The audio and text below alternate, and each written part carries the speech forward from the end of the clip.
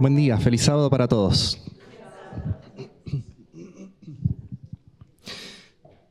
Los árboles no existen.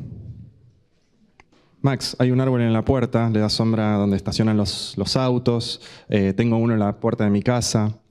Ok, los árboles existen, pero no existen como una clasificación científica. No hay nada que los separe de otras plantas, que les dé una característica, que los agrupe de alguna forma. Más bien, se trata de una estrategia que tienen algunas plantas para maximizar el acceso que tienen a la luz del sol. Generalmente se trata de un tallo leñoso con follaje arriba, pero no existe una convención entre los árboles en cuanto a la forma o a la apariencia. Hay mucha variedad. Así que me gustaría compartir con ustedes, a modo de introducción, 5 creaciones de Dios, 5 árboles, que me parecieron muy interesantes, que quizás son de los más raros que tenemos en este planeta. Vamos con el primero. Eucaliptus deglupta, conocido como eucalipto arcoíris. No se ve mucho en la foto, pueden buscarlo en su casa, el eucalipto arcoíris es muy lindo, tiene una corteza multicolor. ¿Qué sucede? Como todos los eucaliptos, o la gran mayoría de ellos, el eucalipto va descascarando naturalmente la corteza que tiene. Esto lo hace para evitar que animales parásitos o plantas parásitas depreden el árbol. Entonces va soltando naturalmente la corteza.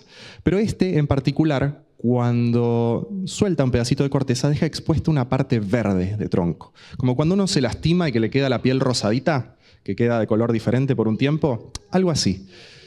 Los científicos piensan que esto es para hacer fotosíntesis también desde el tronco, lo cual es muy interesante, ¿no? A medida que va pasando el tiempo, esta sección verde se va saturando de taninos, que son un compuesto químico que actúa como repelente para los insectos, y además le va dando este color característico. Lo más interesante quizá es que este árbol nativo en Indonesia se lo utiliza principalmente para la fabricación de papel blanco. Vamos con otro. Ficus indica, conocido comúnmente como baniano. Este árbol puede parecer un bosque entero, pero en realidad se trata de un solo árbol. Y es un árbol muy particular porque crece de arriba para abajo. A medida que va extendiendo la copa, las ramas van dejando caer raíces aéreas. Y cuando éstas tocan el suelo, se convierten en un nuevo tronco. Entonces va formando un individuo muy grande. El más grande que se conoce se encuentra en India y ocupa casi 2 hectáreas, 2 manzanas, un solo árbol. Uno más. Plinia cauliflora, conocido en Brasil como jabuticaba. Acá Jackie puede dar fe. Es un árbol muy peculiar que da su fruta en el tronco, además de las ramas y naturalmente, pero principalmente en el tronco. Esto es lo que lo caracteriza. La fruta parece ciruelas, tanto en forma como en tamaño, en color, pero dicen que el sabor es parecido al de las uvas Concord. Yo no lo probé, lamentablemente no sé, no les puedo confirmar esto, pero dicen que debe ser muy rico. Una de las teorías de por qué da la fruta en el tronco es para dispersión de las semillas. Cualquier animalito, como las tortugas que andan por esa zona, que pasen, pueden servirse directamente del tronco, que es muy accesible. Pero una de las teorías quizá más aceptadas de por qué da la fruta de esta forma es para la nutrición del propio árbol. ¿Por qué? Porque una fruta que cae desde la rama cae más lejos, pero si la fruta cae desde el tronco, cae más cerca del propio árbol, y entonces toda la fruta que no se comen los animales que pasan se descompone y vuelve al suelo y nutre de vuelta al árbol. Uno más. Todas las subespecies del Andazonia, los que han leído El Principito van a reconocer este árbol. Es el baobab. Y si les parece que está un poquito hinchado, es porque está hinchado. Es un árbol que junta mucha agua en su tronco para momentos de sequía, porque en realidad se trata de una suculenta. Esto es lo que hacen las suculentas. Juntan agua en el tallo, las hojas y las raíces para mantener la humedad. Quinto y último. Dracaena cinnabarri. Árbol sangre de dragón. Este árbol parece un paraguas abierto, pero por el nombre se podrán imaginar que no es lo principal que lo caracteriza. Cuando se lastima, exuda, secreta una resina color rojo sangre. Tenemos una diapositiva que se puede ver quizá un poco. Y esta resina lo ayuda a protegerse de infecciones y enfermedades. Poneme, Andy, la de la resina, por favor, una más. Esta resina se ha buscado desde hace muchos siglos por las personas para sus propiedades medicinales, ¿no? Porque tiene propiedades antibacteriales, antivirales, antifúngicas y antioxidantes. Y al día de hoy se lo utiliza incluso en cremas anti-age. Y se lo está investigando también por sus propiedades anticancerígenas, lo cual se imaginarán que lo ha colocado un poco en una lista de riesgo de extinción, porque se explota demasiado. Pero además, este árbol, al contrario de la mayoría de las plantas que toman agua del suelo y mandan para arriba, este árbol lo puede hacer en reversa. Este árbol toma humedad ambiente, como la neblina, por ejemplo, y se imaginan, vive en entornos muy áridos, y lo manda para abajo, para el suelo. Los científicos estiman que un solo árbol sangre de dragón coloca más agua en el suelo de lo que lo puede hacer la lluvia en ese lugar donde vive. ¿Qué les pareció? Uno más lindo que el otro, ¿no? Me gustaría hacerles una pregunta. ¿Qué árboles famosos o árboles importantes o destacables se acuerdan ustedes que están en la Biblia? Los escucho. De a uno. A ver, con manos porque me hablaron todos a la vez. Me gusta. Sí. El árbol de la vida. Muy bien. Otro. El sicómoro. La higuera. El cedro. Muy mencionado el cedro. La mostaza. ¿Alguno de alguna historia particular? Sí. La vid. Claro, importantísimo. La higuera, mencionaron. Pasamos una diapositiva. En el Medio Oriente, los colores predominantes son tonalidades de grises y marrones. Es un entorno bastante árido, salvo pequeños lugarcitos donde hay un poquito de azul, un poquito de verde, un poco de vegetación. Es culturalmente natural para la Biblia, ustedes han mencionado un montón de árboles, y para la cultura de esa zona, que haya tanto énfasis en los árboles y que estos sean puntos de encuentro, que sean puntos de adoración o incluso de eventos importantes en general. En la Biblia, el ser vivo más mencionado después de Dios y de los seres humanos son los árboles, son las plantas, más que los animales incluso. Eso si contamos la palabra árbol, rama, raíz, hoja, especies específicas. Hay muchísimo de vegetación en la Biblia. Pero además, no solo son mencionados muy frecuentemente, sino que en hebreo original hay mucho vocabulario relacionado entre las plantas y las personas. Y vamos a mirar algunos ejemplos. Tengo 4 palabras para compartir con ustedes. La primera es la palabra desarraigado. No vamos a leer hoy estas referencias, las puse para que puedan buscarlas en su casa si quieren, pero son las historias de Sara, Rebeca, Raquel y la madre de Sansón. ¿Qué tenían en común estas mujeres? Eran estériles. La Biblia utiliza en hebreo la palabra desarraigado para referirse a la esterilidad, la palabra akar. Vamos con la siguiente. Este sí vamos a leer. Vamos a buscar Isaías 10, versículos 33 y 34.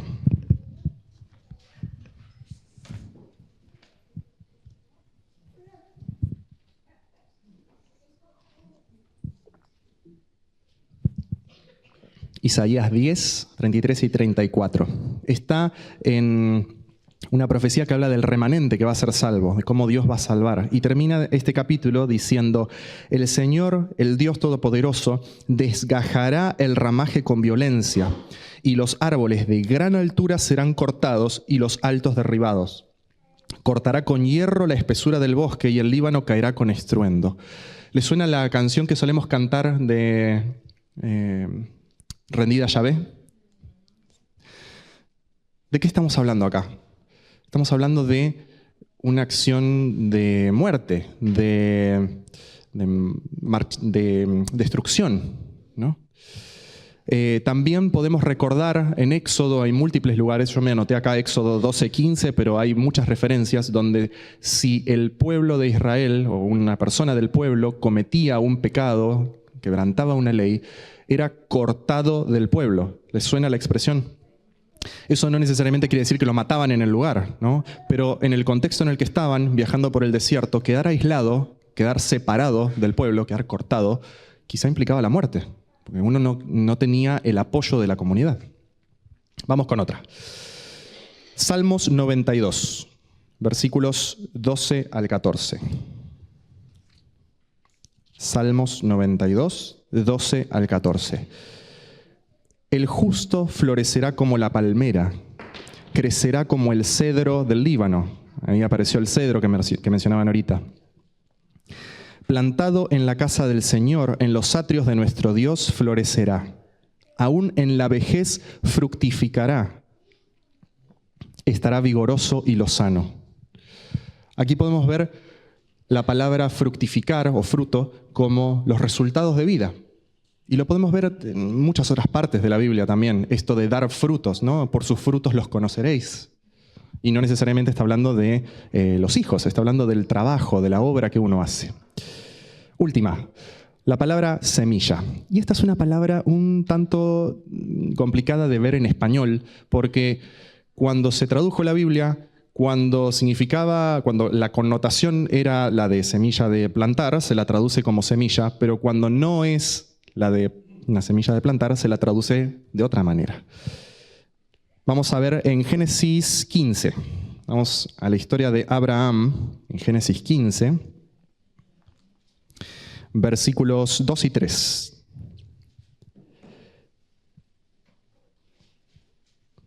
Abraham respondió: Señor y Dios, ¿qué me has de dar sabiendo que ando sin hijo? Y el mayordomo de mi casa es el damaseno Eliezer. Y agregó Abraham: como no me has dado semilla, mi heredero será un siervo nacido en mi casa. Me tomé la atribución de traducir literalmente o de cambiar la palabra. Ahí, las versiones de ustedes deben decir seguramente prole, descendencia, hijos o algún sinónimo. Pero la palabra en hebreo, zerá, es semilla, que se la utiliza como sinónimo de el semen, de la descendencia y de las semillas. Se lo utiliza de forma literal también. Hasta acá podríamos decir que se trata de una coincidencia, ¿no?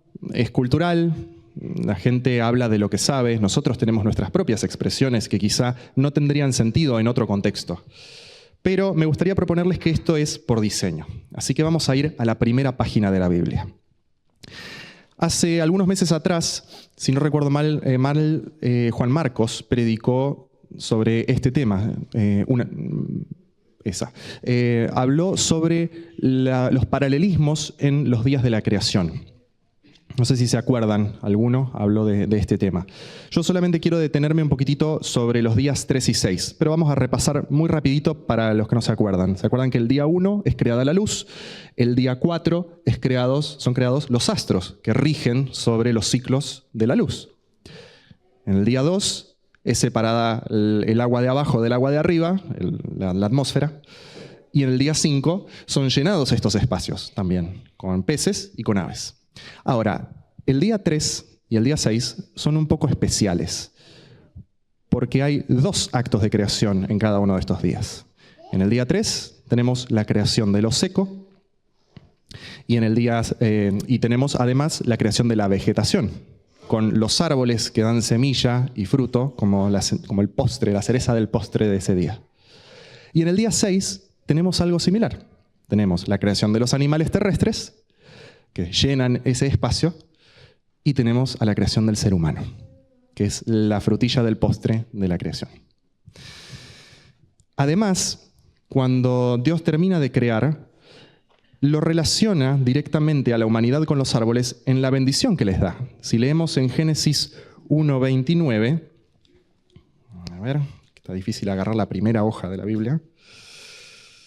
Génesis 1:29 dice: les doy toda planta que da semilla que está sobre la tierra y todo árbol que lleva fruto y da semilla. Eso será su alimento. Y lo diferencia de los animales que comen la hierba. Leemos el siguiente versículo, dice: y a todo animal terrestre, a todas las aves del cielo y a todo lo que se mueve sobre la tierra, que tiene vida, toda hierba verde será su alimento. Interesante, ¿no? Pero bueno, esto podríamos todavía es un paralelo lingüístico, narrativo, perdón, quiero decir. Vamos a ver un paralelo lingüístico. Vamos a la siguiente página de la Biblia, Génesis 2. Aquí puse 2 versículos. Tenemos Génesis 2:7 y Génesis 2:9. Es otra perspectiva de la creación, de esta semana de creación, donde se relata quizá en un poco desordenada las cosas. En el versículo 7 dice que Dios formó, en hebreo, Wayetzer, al hombre del polvo de la tierra. Y en el versículo 9 dice que el Señor hace brotar, en hebreo, Wayitzmach, de la tierra a todo árbol. ¿Ven? ¿Escuchan la rima? Wayetzer, Wayitzmach. Como que suenan parecido. En hebreo se hace mucho esto, de utilizar palabras que suenan parecido para generar este paralelo. Y el origen es el mismo, es desde el polvo de la tierra. Lo que cambia es el qué y el cómo, pero es una rima muy linda y es un paralelo que se genera con los árboles. Me gustaría pedir un voluntario para leer un texto. Jackie. Te voy a pedir que lo leas pausadamente. Y me olvidé de traer una campanita, así que te voy a pedir, Orly, que vos aplaudas fuerte cada vez que escuches una palabra relacionada con algo que tenga que ver con botánica, que tenga que ver con plantas. ¿Puede ser? ¿Me pones el texto? Gracias. Ahí está. Yo, Nabucodonosor, estaba tranquilo en mi casa y floreciente en mi palacio. Estas fueron las visiones de mi cabeza mientras estaba en mi cama. Me parecía ver en medio de la tierra un árbol, cuya altura era grande. Crecía este árbol y se hacía fuerte, y su copa llegaba hasta el cielo, y se alcanzaba a ver desde todos los confines de la tierra. Su follaje era hermoso y su fruto abundante, y había en él alimento para todos. Debajo de él se ponían a la sombra las bestias del campo, y en sus ramas hacían morada las aves del cielo, y se mantenía de él toda la carne. Vi en las visiones de mi cabeza, mientras estaba en mi cama, que he aquí un vigilante y santo descendía del cielo, y clamaba fuertemente y decía así: derriben el árbol y corten sus ramas, quítenle el follaje y dispersen su fruto. Váyanse las bestias que están debajo de él y las aves de sus ramas. Pero dejen la cepa de sus raíces en la tierra, con atadura de hierro y de bronce entre la hierba del campo. Sea mojado con el rocío del cielo, y con las bestias sea su parte entre la hierba de la tierra. Muchas gracias, Jackie. Muchas gracias, Orly. Si querés, pasale. ¿Se dieron cuenta la cantidad de palabras que hay en estos 5 o 6 versículos? Un montón. Vamos a algo un poquito más explícito, más directo, porque hasta ahora hemos estado pasando por el costadito de la relación y yo les he estado sugiriendo cosas, pero la Biblia lo dice bastante claro. Vamos a ir al Salmo 1. Salmos 1. Conocemos todos muy bien, lo hemos estudiado. Los primeros 4 versículos vamos a leer.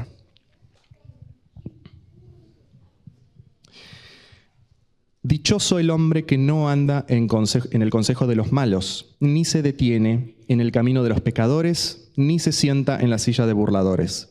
Antes, en la ley del Señor se deleita, y en su ley medita de día y de noche.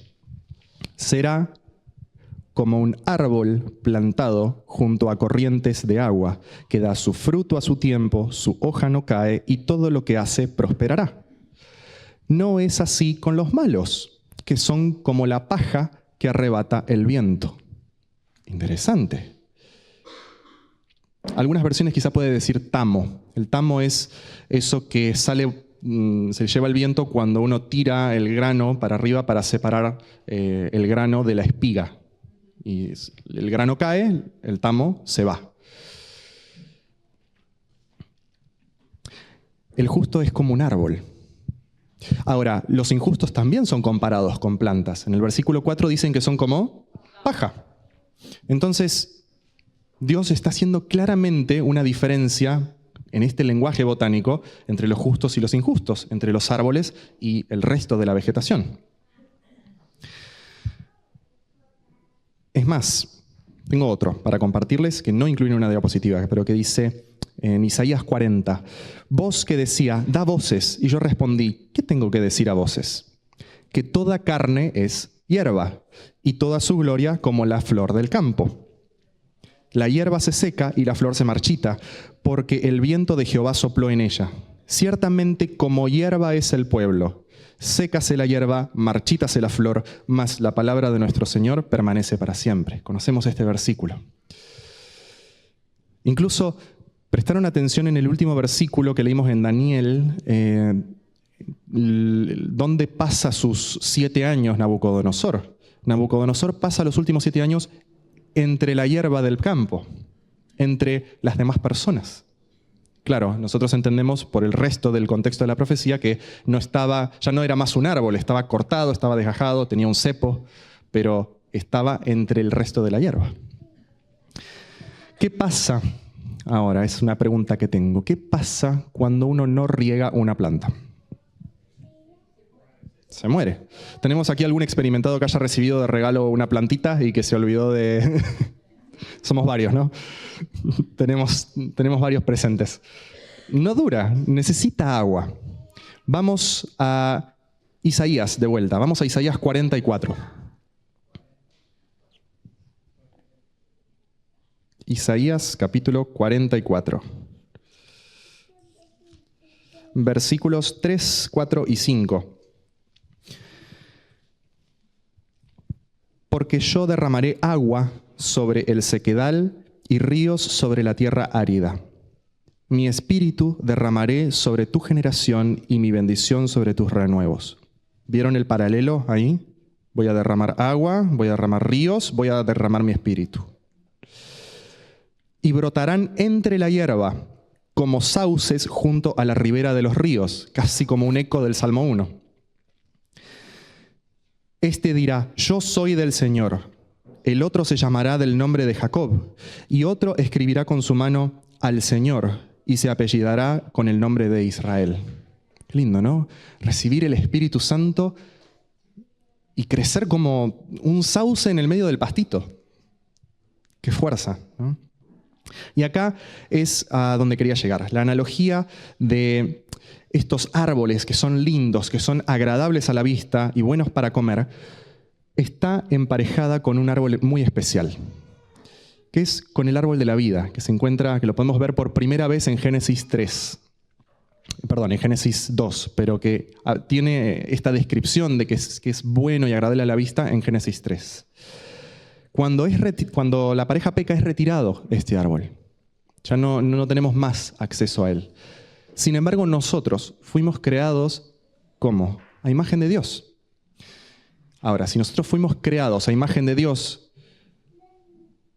y fuimos creados similares a los árboles, y hay un árbol que es muy especial, que es diferente de todos los demás árboles, ¿me siguen más o menos para dónde voy yendo?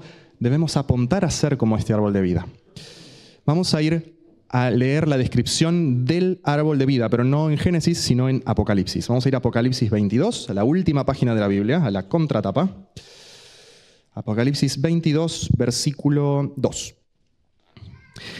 En medio de la plaza de la ciudad, a uno y a otro lado del río, estaba el árbol de la vida, que lleva 12 frutos. Cada mes da su fruto. y las hojas del árbol son para la sanidad de las naciones. Qué lindo. Me encantaría algún día probar de este árbol. Pero hay un lugar más, aparte de Génesis y Apocalipsis, donde se menciona este árbol de la vida, y es en Ezequiel 47. Quiero que me acompañen. Y vamos a leer la descripción que da de este árbol. El versículo 12 dice: toda clase de árboles frutales crecerán en las riberas del río. Las hojas nunca se marchitarán ni caerán, sino que siempre habrá fruto. Habrá una nueva cosecha de fruta cada mes, sin falta. Es que están regados por el río que fluye desde el templo. Sus frutos servirán de alimento y sus hojas de medicina. ¿Es el árbol de la vida o es otra cosa lo que está describiendo aquí? Lean desde el principio de vuelta al versículo.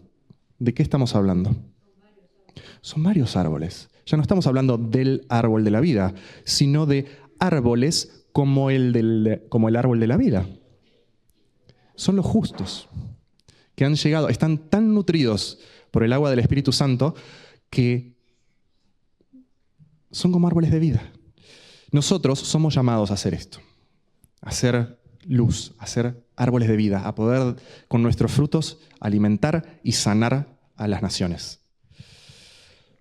Pero la única forma de no marchitarnos, la única forma de dar fruto, la única forma de tener hoja no caduca, de ser de sanidad para otros, es estar regados por el Espíritu Santo. Sin esta agua de vida, vamos a ser como el tamo que se lo lleva el viento, como la paja, como la hierba que se marchita.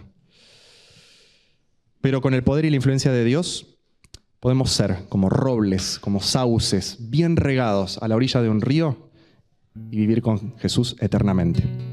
Los quiero invitar a que nos pongamos de pie y vamos a cantar todos juntos el Salmo 1.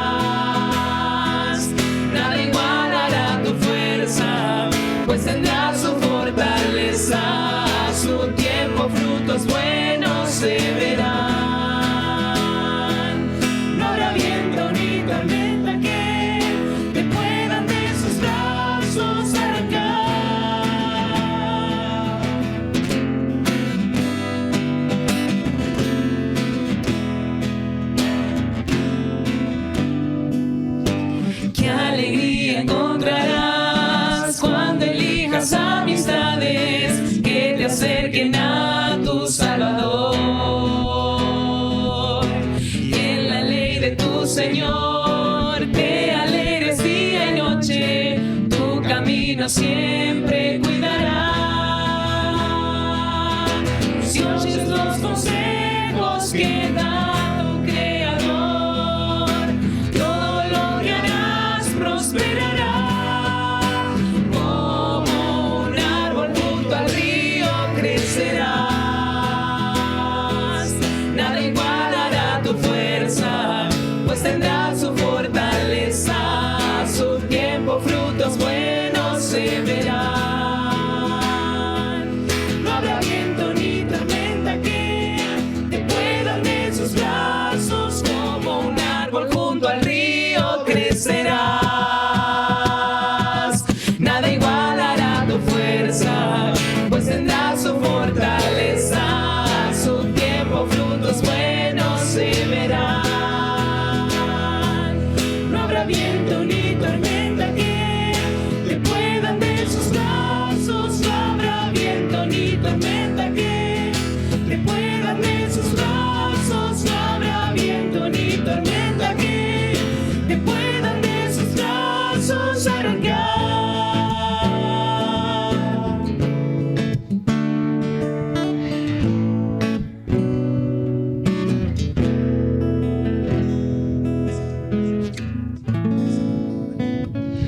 Los invito a orar. Padre nuestro que estás en los cielos, Señor, gracias por habernos hablado hoy. Ayúdanos a ser como árboles bien regados por tu Espíritu Santo, Señor. Ayúdanos a dar fruto que pueda alimentar a los demás, a poder ser de sanidad para los demás a través de tu influencia. En el nombre de Jesús. Amén.